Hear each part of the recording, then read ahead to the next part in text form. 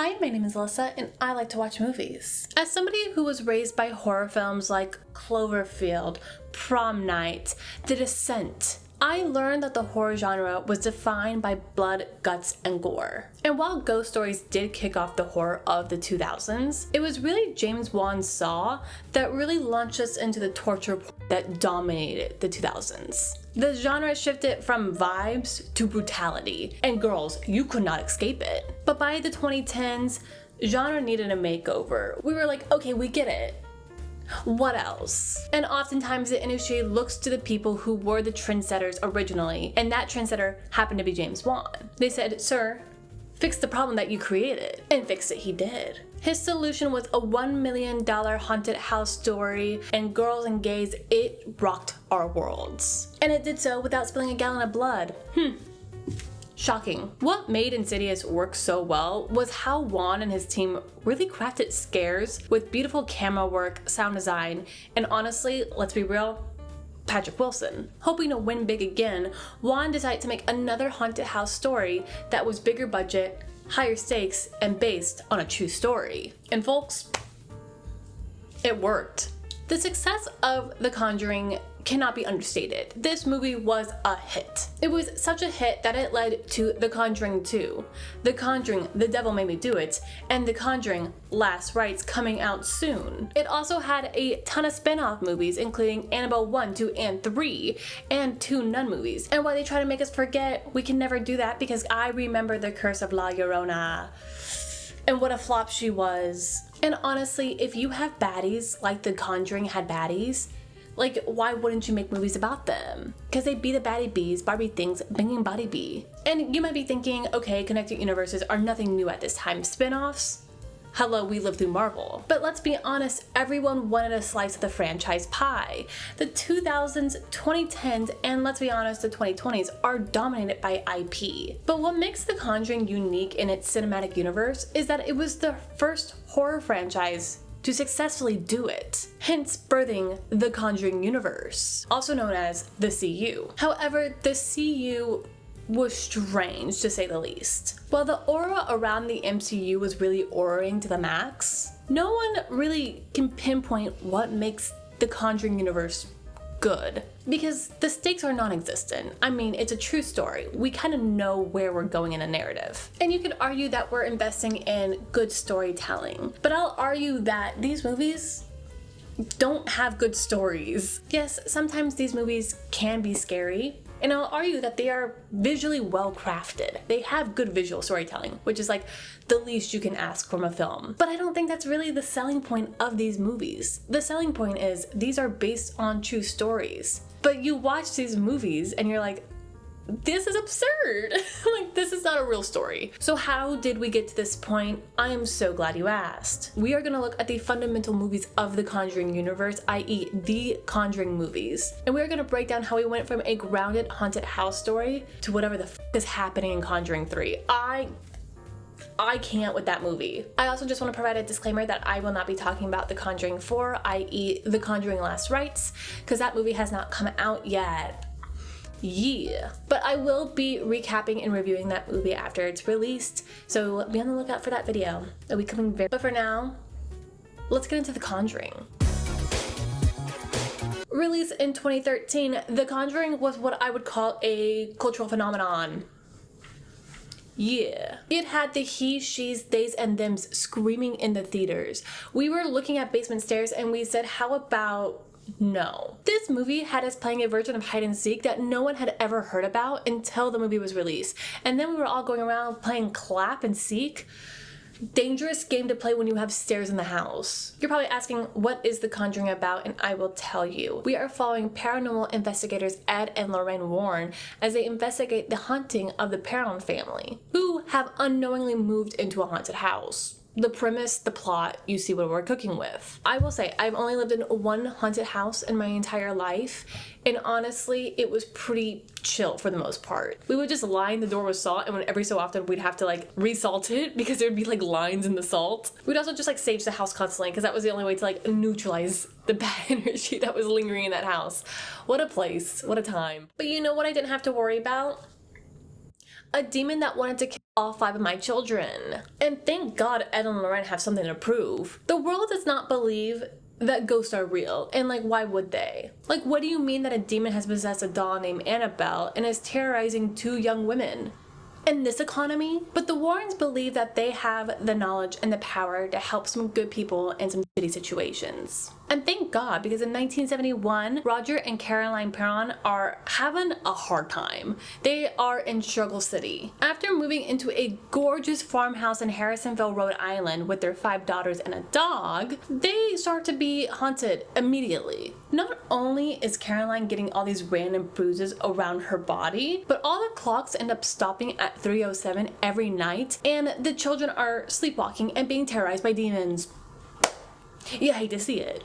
After one particular bad night that involved the little girl from Twilight Breaking Dawn Part 2 and the eldest daughter of the Perron family being attacked by a demon, Caroline is like, ooh, I think we need some help. I think we need an expert. I don't know how she heard about the Warrens, but she found them at a college and she goes, help. And Ed is like, no. But then Lorraine is like, okay. And so with their assistant Drew, they go to the Perron family's house to collect evidence to send to the Catholic Church to get approval for an exorcism. Lorraine, who is clairvoyant, clocks immediately that the family is being haunted by a ghost. She breaks the news that they can't leave because the demon has attached itself to the family.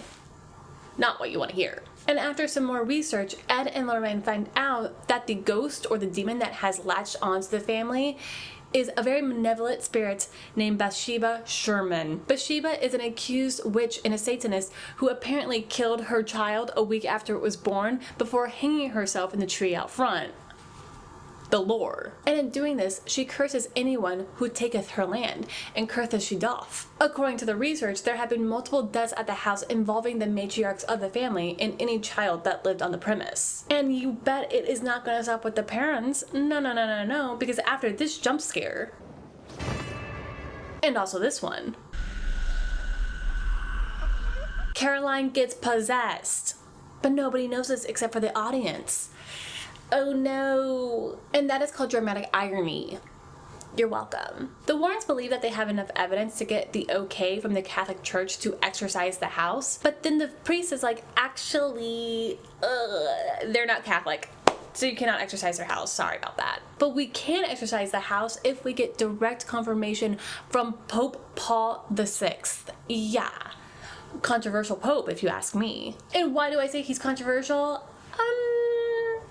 Here's the thing. Exorcisms were massive in the 70s. In fact, between the late 1960s and the mid 1970s, there was a 50% increase in exorcisms according to the Hostage to the Devil, the possession and exorcism of 5 contemporary Americans. You're probably wondering, why was there a spike? The answer is The Exorcist. Also, the Charismatic movement, which was a Christian movement that emphasized the Holy Spirit and spiritual gifts, i.e. Lorraine Warren. And this is going to be really important, especially when Lorraine falls through the 2nd floor and into the basement. A woman jump scares Lorraine, but is able to tell her that she made me do it. Now, who is the she? Lorraine puts 2 and 2 together and she's like, Bathsheba. And she goes up to the gang and she's like, okay, so fun fact, Bathsheba Sherman is possessing the matriarchs and making them kill her children. Ugh. Caroline, anything to say? Hoping to avoid conflict, the demon in the house picks up the eldest daughter's hair and just starts flinging her across the room. The chaos is too much. The Warrens gotta go home to their child, who's also being terrorized by Annabelle the doll. Why is Annabelle there? I will tell you. Because the Warrens have a collection of all their haunted items from all of their past cases, just in a room in their house, which is now owned by Matt Rife. How do you feel about that information? I don't like it any more than you guys do, okay?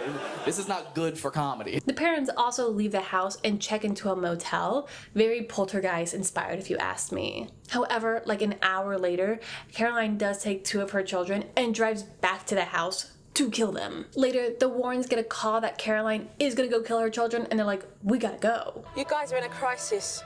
I'm on my way. At the farmhouse, they're able to trap Caroline in the basement while one of the girls is like locked in the car and the other one is lost somewhere in the house. And they start to perform an exorcism on Caroline and things go awry. Caroline is floating in the air when she is slammed down, breaking the chair, letting her escape and crawl into the crawl space after her child with a knife. No! Luckily, Lorraine is able to grab onto Caroline and is like, remember that you love your children. Remember. And that is enough for Caroline to snap out of it. And she goes, you know what? I'm not going to kill my children. I kind of like them. Never underestimate the power of remembering, am I right, girls? And never forget this because it will be a reoccurring factor in all of these movies. It will be how most of the problems get solved. And it pisses me off to no end. Do I find it to be lazy storytelling? Yes. Ed is able to finish the exorcism and send Bathsheba back to where she belongs. The bankrupt Joanne's on the other side of the street from the Hobby Lobby. And that's The Conjuring. A very anticlimactic ending if you ask me. And while I think this movie is really good and really well crafted, I mean, hello, look at this jump scare. I couldn't help but wonder, was this truly a good haunted house story? Or was the call coming from inside the house? The Conjuring just feels like a big budget movie. And that isn't a bad thing, at all, because you get really great actors. Again, Patrick Wilson. You get some great filmmakers on the crew who are designing well-crafted scenes. And you have the time to make something work. But there is this level of absurdity that lingers underneath the reality of this true story that kind of just make this feel almost not believable. It feels like a man being hyperbolic, and I just don't have the time for that. And that's why I'm gonna give this movie a grade of a B. The Conjuring really be the baddie B, Barbie things, binging body B. But if The Conjuring was what we would call elevated horror, the next movie is anything but. Oh, snap! I also never introduced this. I'm drinking a wine. My wonderful friend Jasmine has some extremely wonderful taste in wine, and she was like, you should drink something bloody, like a Pinot Noir tonight for this recap. Unfortunately, I didn't get that, but it's delicious. It's very crisp. It's giving the Holy Spirit, if you ask me. And for anyone who's about to come to me and be like, isn't it supposed to be red? No. Because the blood of Christ is red. This is the spirit, girly pop. Something to appreciate about the CU is that they really don't spend a lot of time digging into the more famous cases of the Warrens, because one of them is the Amityville House horror. Also, fun fact, did you know that the Amityville case is an entire movie franchise? This is something new to me. I only knew about the 2005 reboot with Ryan Reynolds that traumatized me as a child. I watched it far too young. But the CU has a point when they're telling us these backstories. The Warrens are holding a seance at the Amityville House Horror located on 112 Ocean Avenue. Did you know that there's a haunted house on Ocean Avenue? When Lorraine enters a trance where she reenacts the grisly murders of the Defoe family. Lorraine is reenacting the famous murder of the house, as you know, when she follows one of the children into the basement who got away and survived the horror, only to find a nun in the basement. Excuse me? Lorraine is also shown Ed getting impaled, and she is traumatized. The best of us are. This sends Lorraine. She's like, maybe we should stop this. Maybe it's getting a little too real. I feel like we should take a break. And Ed is like, I don't know. There's this thing that I've been thinking about. I just gotta paint it to really translate my feelings. And he paints the fucking nun. Are you kidding?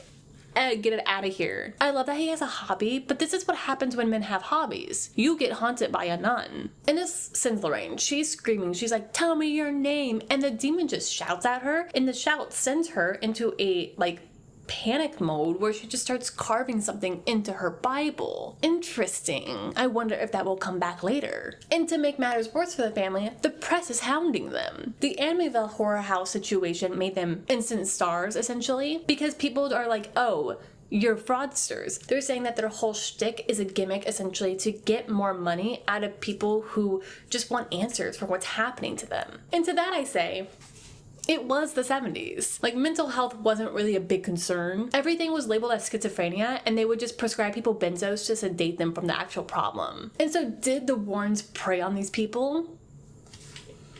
I'm gonna leave that up to you. Let me know in the comments. But folks, I hate to tell you, there's something intense going on across the pond. That's right, we're going to London town. How come every time I come around my London Bridge wanna go down like? We meet Janet, who is a 11-year-old girl who is just going through it and has started sleepwalking again and talking to an entity that lives in their house after playing with an Ouija board. Have you guys ever played with a Ouija board? I've been wanting to play with one recently, but I don't want to do it like in the house. I want to do it like elsewhere, but I don't know if that's like cool or not. Speaking of which, watch a Ouija too.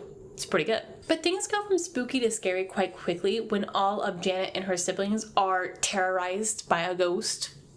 You hate to see it. Their mom tries to brush it off as them just being children with wild imaginations until all of the furniture moves and she's like, oh, don't love this. It is time to promptly exit the premises. Hoping to evict the old man's spirit who is terrorizing the house and possessing Janet, the family decides to call the Warrens and also another paranormal activity team to investigate and see if Janet is actually possessed or not. While the Warrens are hesitant to go because remember, Lorraine famously saw Ed being kebabbed, Ed is like, we have a duty to protect people from demons. Let's go, girl. At the family's house, Lorraine reveals that she has always had these psychic abilities after seeing an angel when she was a lot younger. A lot like, oh my god, what was that one Sarah McLachlan song that was in that one movie where Nicolas Cage was an angel who fell from heaven to kiss a girl who died like immediately. I think about that movie sometimes. But all this to say that like Lorraine is telling Janet that she might also be sensitive to these spirits, which is why she was able to see Bill, who is the old man who's terrorizing the family. But Janet doesn't have like the willpower essentially to like push him out of her. And so now that we know other folks might have these abilities that Lorraine possesses to essentially push demons out of them, I wonder if that will be important in other stories. And that's called lore building. After a truly well-crafted scene in which Ed interviews a demon that's in Janet, like this is all done in one take, and that is so impressive. The fellow demonologists that are with the Warrens are still questioning the legitimacy of this case. Because the gag is, the demon won't come out if everyone's looking at it. He's just shy. He's a little shy. It isn't made better when the other paranormal activity team has footage of Janet like consciously destroying the kitchen. And they're like, oh, she was faking it this entire time. And apparently that discredits the haunting. Like, I have some complaints. Because not moments after she like purposely destroys the kitchen is she folded up like a Wetzel's pretzel in a hall closet. Like, how do you explain that?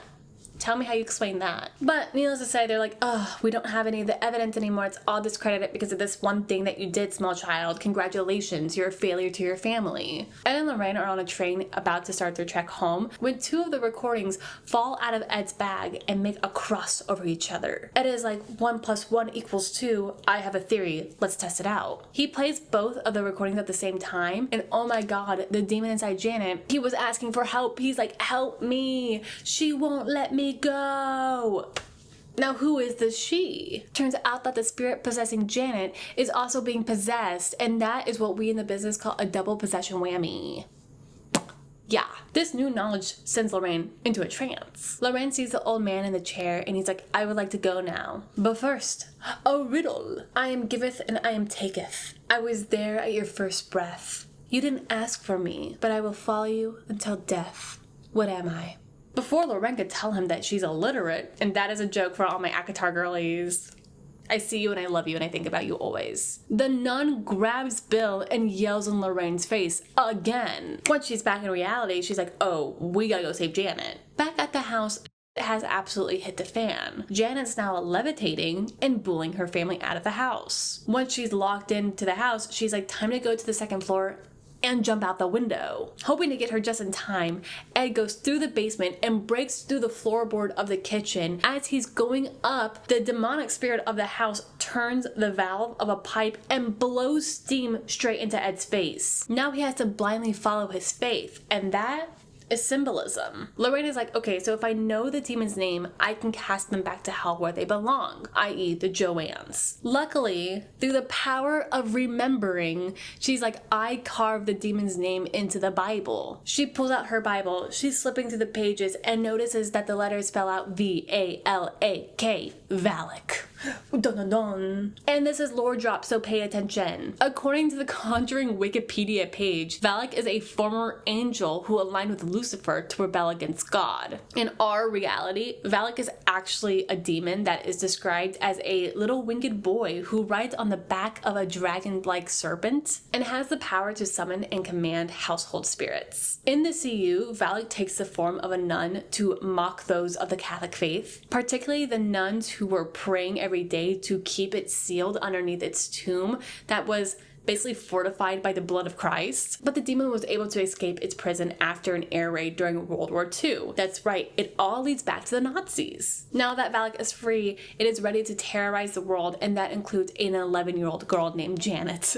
Too bad Lorraine is a strong-minded, clairvoyant Catholic girlie who loves her husband. Go get your man, girl. Just as Lorraine discovers the demon's name and is about to go save Ed, lightning strikes the tree out front underneath the second-story window that Janet's gonna drop from, and it looks a lot like the thing that's gonna impale a man named Ed. As Ed enters the room that Janet's in, the glass shatters and she's like, what if I jumped? And then she jumps. Ed grabs her and grabs onto the curtain, but the curtain's not strong enough to hold. Lorraine comes into the room and she's like, Ed! But then Valak is in the corner and slams Lorraine against the wall and is like, ah. All Val can do is scream. Like, girl. Lorraine's had to essentially perform an exorcism without the church's permission once again, and through the power of remembering, she sends Valak back to hell. She's able to pull Ed back from the ledge and also pull Janet, who is now no longer possessed.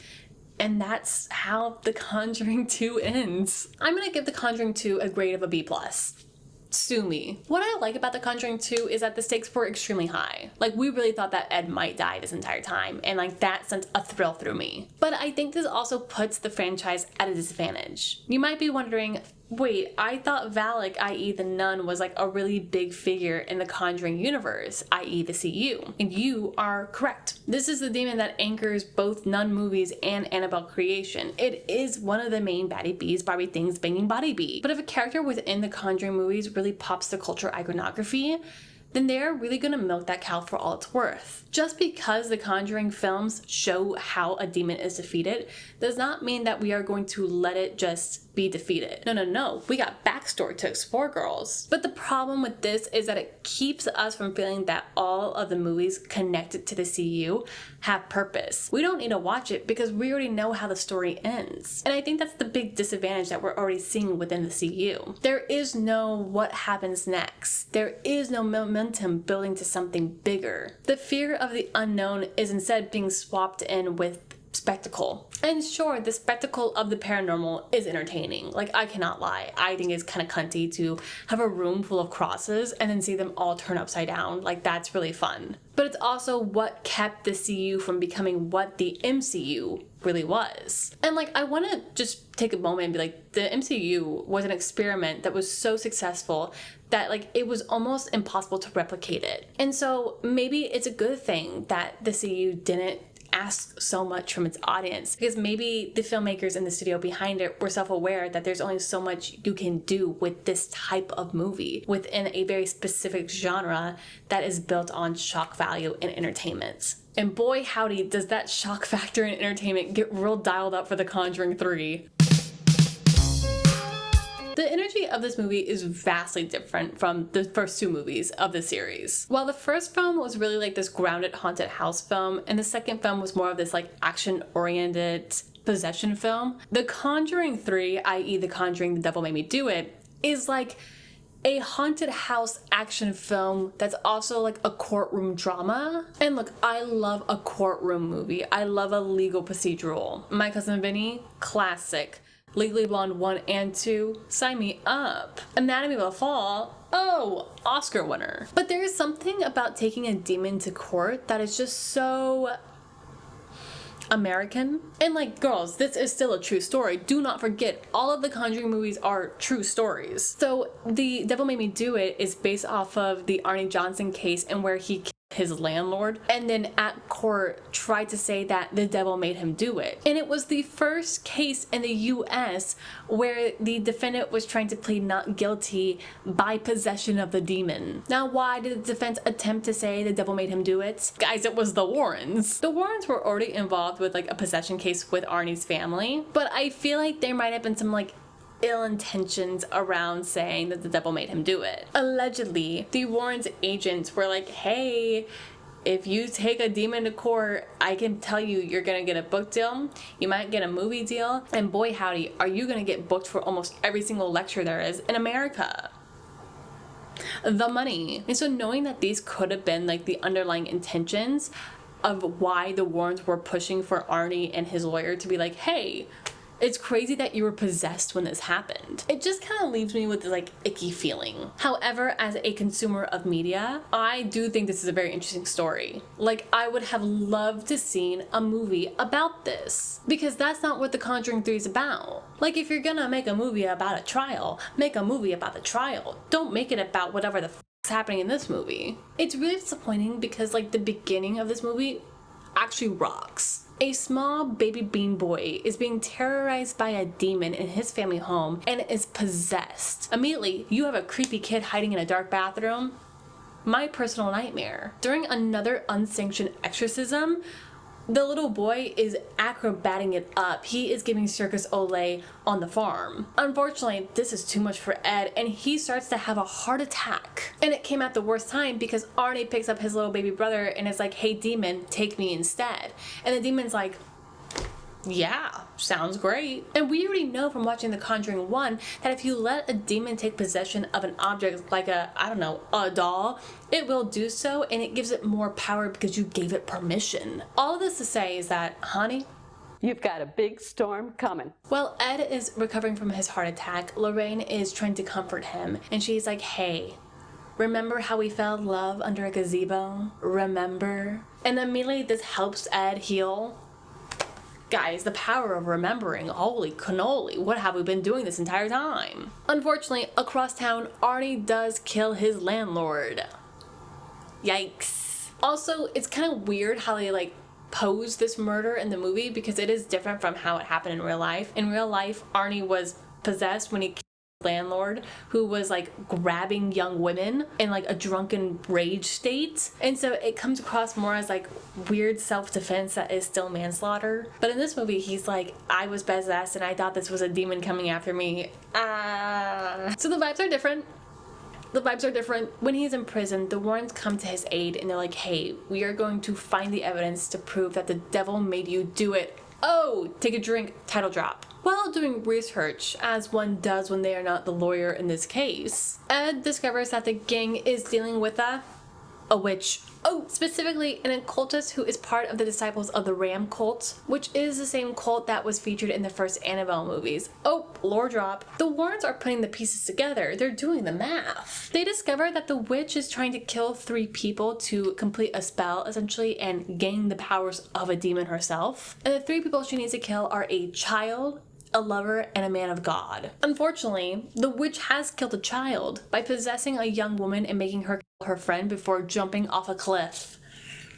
So all that's left is a lover and a man of God. Unfortunately, all this information gets Ed's ass and he collapses. His heart has failed him. When he wakes up sometime later, he's alone in the house. Lorraine is gone, and so is his assistant, Drew. Guys, Drew is back and I missed him in the last movie. If anything happens to this man, I will find James Wan and shake him violently. And that is a threat. But it turns out that Ed isn't alone. No. Look to your right, and there's a witch in the kitchen. She is cooking up a spell like she is Aunt Gladys in Weapons, and she's like, LOL, what if I blew some dirt in your face? What if? Ed is upset and takes a knife and starts swinging it at the witch, and he's about to stab her when Drew grabs his hand and is like, hey buddy, maybe you should snap out of it. When Ed snaps out of it, he looks down to see that he was about to stab Lorraine.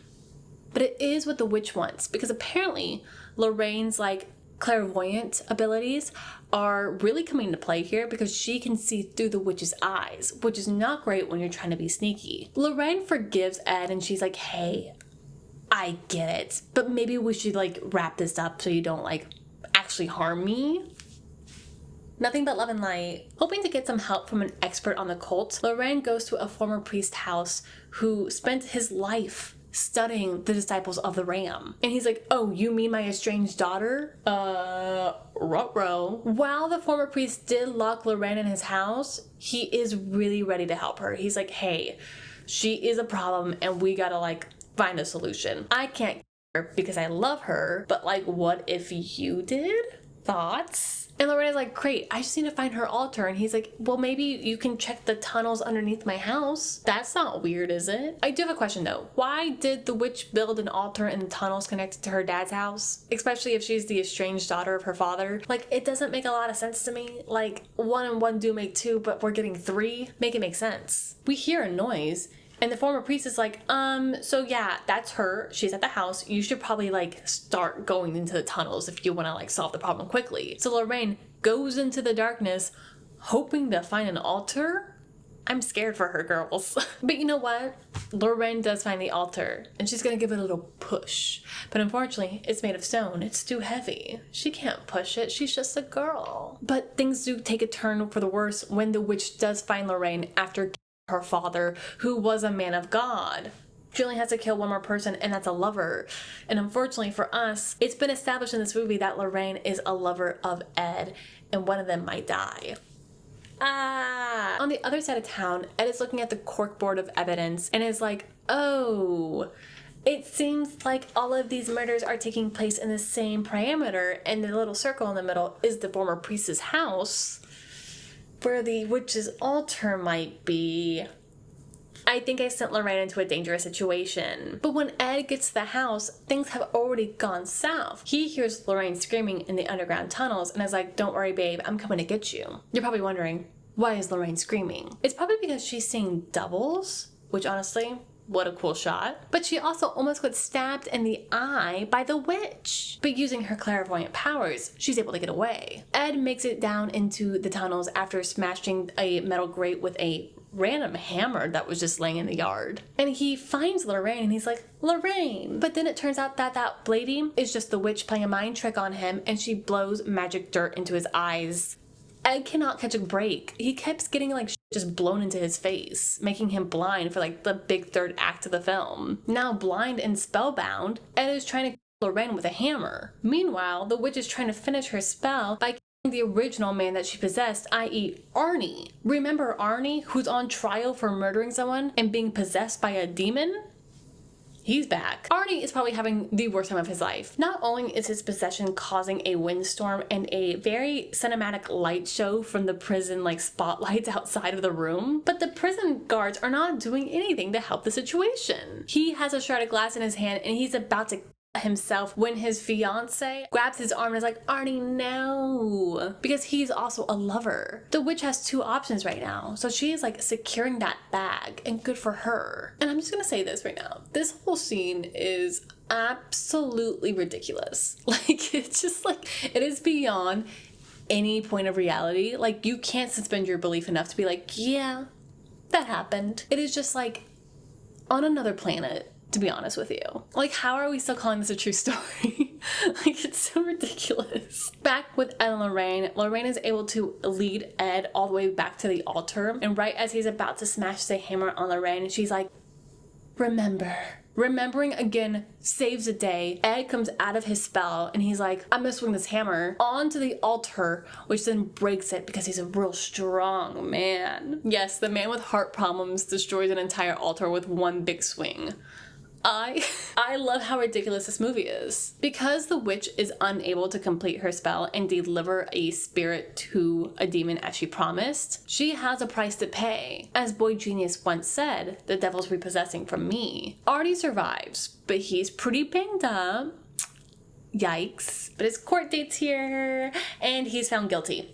Yeah. The devil did in fact not make him do it. According to like the real life judge, and I'm assuming the judge in the movie, you can't gather like substantial evidence that like a spirit made you do something. Like, that's just not reality, girls. Like, you need concrete evidence. And like, you can have the Warrens testify, which I'm pretty sure they did. I didn't look at the court records to tell you if they did or not. I believe that their like financial interest in the situation will make their testimonial like not credible to the jury. So like their word is worth absolute dog shit. Anyway, so Arnie's found guilty, and how are Ed and Lorraine taking the news? I think fine, because Ed in his bad heart builds Lorraine a gazebo to symbolize their love, and they kiss. The Conjuring, The Devil Made Me Do It. So yeah, this was a movie. It was shot, it was filmed, there were actors, there was a director, there were credits, there was a release date, and boy howdy was it released. I'll argue that the plot was lost somewhere along the way, because like what, like how is this a true story? Like how? In what world would you consider this to be based on a true story? I guess it is based on a true story, but like it's so not. The problem that I mentioned in the second movie where it's like, oh, you set up these baddies and then you defeat them. It's like, what else are the Warrens supposed to do? Their cases aren't building up to one essential baddie that has like defined their entire legacy. Because that's just not how the Conjuring movies are set up. Like, it doesn't care about the true story aspects of it. It's so concerned about like the spectacle of possession. And I don't think leaning full spectacle is enough to capture modern audiences. Instead, this is just leaving us with more questions. Like, I don't know why so many things in this movie happened. And it could be that I just wasn't paying close enough attention, because this movie is Boros Noro. Like, guys, there are some cool shots in here, but you're gonna miss them if you're not paying attention. And it's so easy to not pay attention. I just wish this movie had some more meat on its bones. Like, I wish it had identity, and it just doesn't. It seems more concerned with like pulling the different threads of the entire CU together to like make something connected, and it just doesn't really work. With all that said, The Conjuring 3, i.e. The Conjuring, The Devil Made Me Do It, this movie is gonna get a C for me. Maybe even a C-. It's not bad, it's not good, it's just boring, which is like the worst thing it could be as a movie. Despite this last entry, I do think that the Conjuring movies are pretty fun. I think the thing that makes me come back to these movies is honestly the filmmaking. Like, say what you want about James Wan, but the man knows how to craft a compelling image. While these movies are no longer grounded, I really question why we're making more. Like, are we gonna lean even more into the spectacle and like the absurdity of what's going on? Or are we gonna try to redirect back into something more grounded? Something that is both a little over the top, but still grounded in like some kind of familiar reality. I don't know, this is like the post-Babadook culture though. Like, elevated horror is shifting once again, and we are wanting something that again is a good script, good to look at, and just has a reason to exist. And unfortunately, I don't know what the reason is for these movies to exist anymore. Do I still want more Conjuring movies to be made?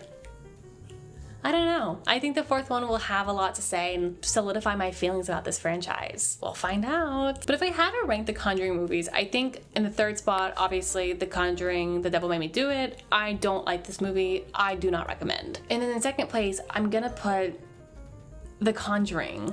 Yeah, controversial. But I think it's fun, I think it's grounded. But I gotta tell you, The Conjuring 2, that was cooking with something. And I loved it. I was like, oh, yeah, this is for me. I love a fun possession movie with a random musical number in there. I'm sorry, Patrick Wilson can sing. I don't know if you watched Phantom of the Opera, but I did. And I loved him. But what do you think is the best Conjuring movie? Let me know in the comments below, and you could choose any movie from the CU. As always, leave a like if you enjoyed this video, subscribe if you'd like to see more from me in the future, and you can even follow me on socials to see more movie-related content. But until next time, go and support your local movie theater, and I will see you in the next one. Bye.